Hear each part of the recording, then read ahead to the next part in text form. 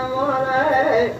ایتی موقع زنو خلقه دا عیب زمرو نوی زمان بساوان میلیانه